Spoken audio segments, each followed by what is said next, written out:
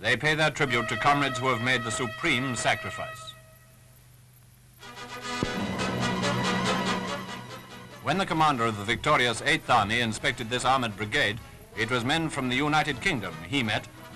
The location was somewhere in the Libyan desert, about 25 miles west of Marble Arch. And it wasn't so very long before they advanced to Tripoli. It was here that General Montgomery presented medals won in the recent fighting. The courage and resource of these men played a distinguished part in the 8th Army's magnificent advance. The problem of bringing forward all the thousands of tons of supplies, food, ammunition, and petrol in particular, was enormous. Whenever possible, supplies were brought up by sea, as in this case, where men of the Highland Division are unloading petrol at a little place beyond Agela.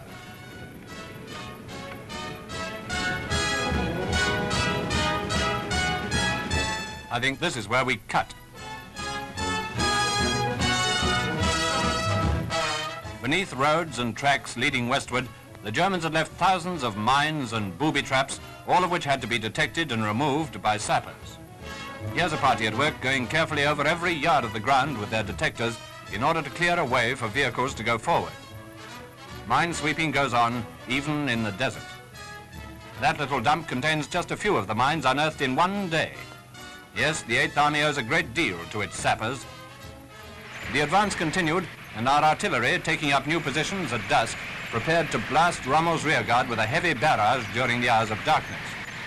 The 25-pounders proved one of the most successful weapons of this war, and I dare say by now the Hun has a word for it.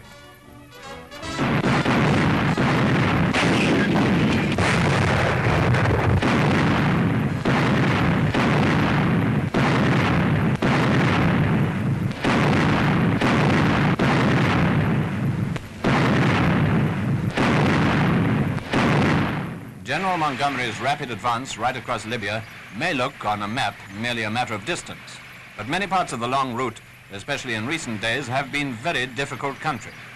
Wadi Cherbia, 50 miles from Nophelia, is quite a good example of the sort of rough going that has to be negotiated. There's a mosque and a cemetery there, and though water's terribly scarce in these parts, there is a number of wells in this vast wadi or dried up riverbed. Anyway, in spite of all obstacles, the men of the 8th Army brought off their triumph in amazingly quick time. From Alamein to Tripoli, including the pauses they naturally had to make, they've averaged over 17 miles a day, a stupendous feat. And they're still after Rommel and his panzers, or what's left of them.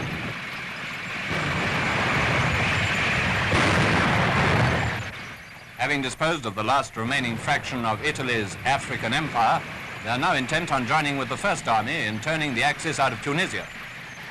Our thoughts are with them.